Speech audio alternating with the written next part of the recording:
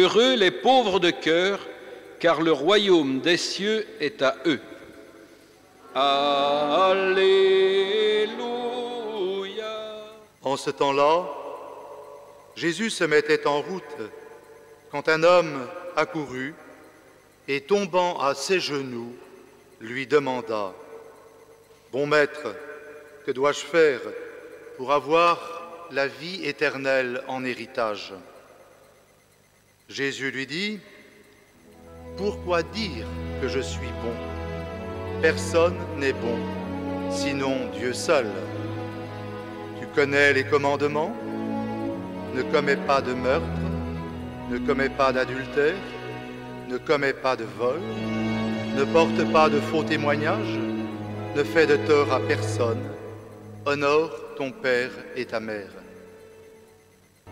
L'homme répondit, « Maître, tout cela, je l'ai observé depuis ma jeunesse. » Jésus posa son regard sur lui et il l'aima. Il lui dit, « Une seule chose te manque.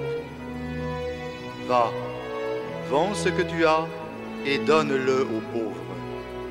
Alors tu auras un trésor au ciel, puis viens, suis-moi. » Mais lui, à ces mots, devint sombre, et il s'en alla tout triste, car il avait de grands biens.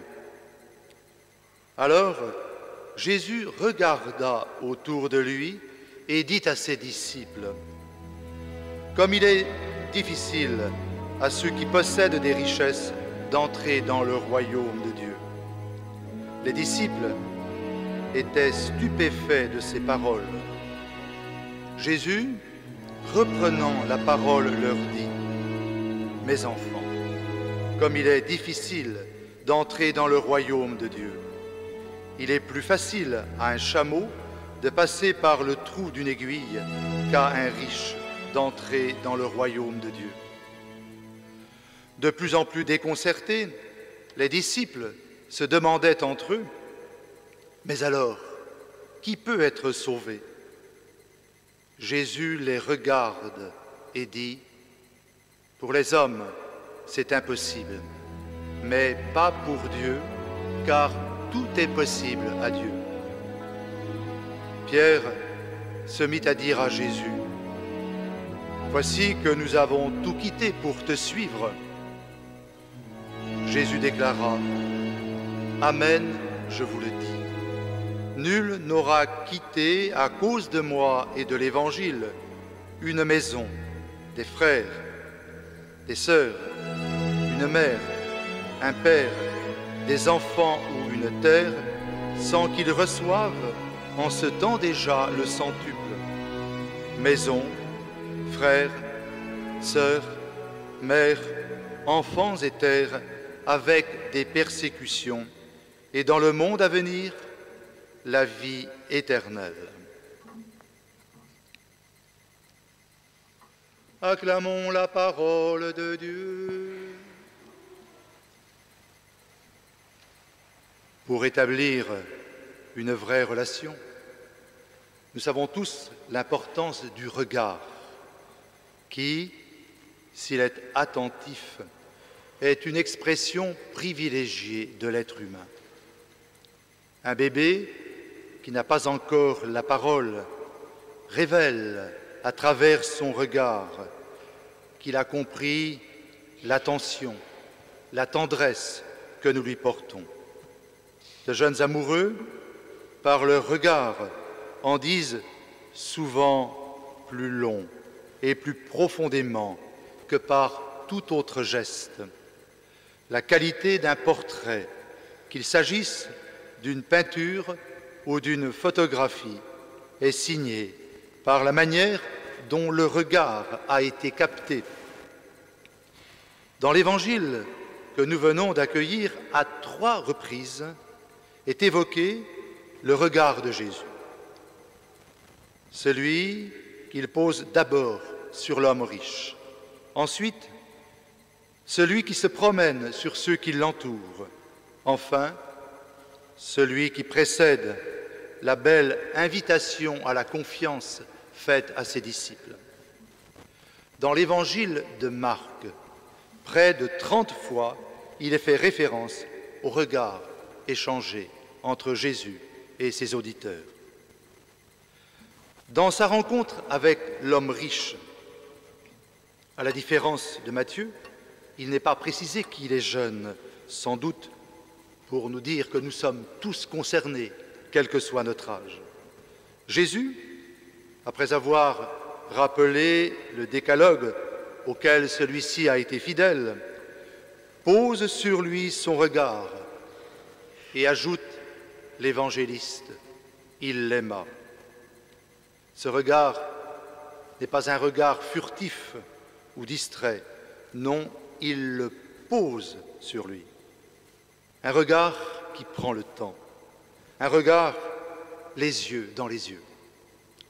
Cela me rappelle un épisode de la vie du curé d'Ars. Alors qu'il se rendait chaque jour prier dans son église, il remarquait la présence d'un vieil homme plongé dans une présence silencieuse. Un jour, le curé d'Ars l'interroge pour lui demander ce qu'il faisait là. Et le vieil homme de lui répondre « Je l'avise et il m'avise ». Y a-t-il plus belle expression de la prière, l'échange de deux regards, celui de Dieu et celui de qui se tourne vers lui? Le regard de Dieu est toujours un regard d'amour. L'Ancien, comme le Nouveau Testament, ne cesse d'en témoigner, même si ce regard peut être celui d'une remise en cause. Je ne prendrai que deux exemples. D'abord, celui posé par Caïn après le meurtre d'Abel. L'évocation qu'en fait Victor Hugo dans son célèbre poème où l'œil de Dieu poursuit Caïn dans la tombe n'a rien à voir avec ce que dit la Bible. Caïn demande à Dieu de le délivrer du poids de sa faute. Et en retour, Dieu demande qu'il soit protégé de toute vengeance. Visiblement, Victor Hugo n'a pas lu la Bible.